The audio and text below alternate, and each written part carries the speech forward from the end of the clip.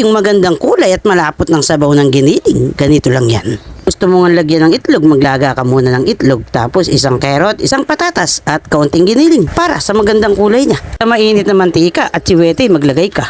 Dahil nga, iyan ang kulay niya at papupulahin mo siya. Pag nga siyempre, kumulay na, yung atsiwete, ialisin mo na. Tapos ikay magigisa na. Bawang at sibuyas nga lang ang yung panggisa. Pagkatapos, yung giniling naman ang siyang isusunod mo na. Pasangkutsang mo nga lang at hayaan mong bagyang maprito pa. At maglagay ka na rin ng durog na paminta. At kaunting patis pampalasa. Pag nga iyay ayos na ang yung paggisa at yung natimpla na, ilagay mo na yung patatas at carrot sa kanya. Yung patatas at carrot nga, hiniwa ko lang ng katamtamang liit. Kasi nga, yung giniling ay maliit. Siyempre yung sahog niya ay dapat kanyang kahawig. At kapag nga iyay napagsama mo na, isang tasa ng tubig ay isabaw mo na at hayaan mong makuluan siya. Siyempre, para naman lumambot yung patatas at carrot na ating isinama.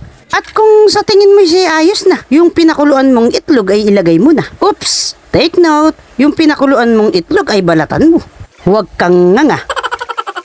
Ayan, matapos mong lahat ay mailagay, timplahan mo na yan. At kapag ang sabaw niya ay medyo nabawasan na, maglusaw ka ng kaunting cornstarch at isama sa kanya para pampalapot ba. O ayan, ang sabaw niya ay lumapot na, iyan nga'y luto na.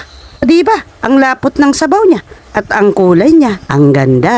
Mana sa tita.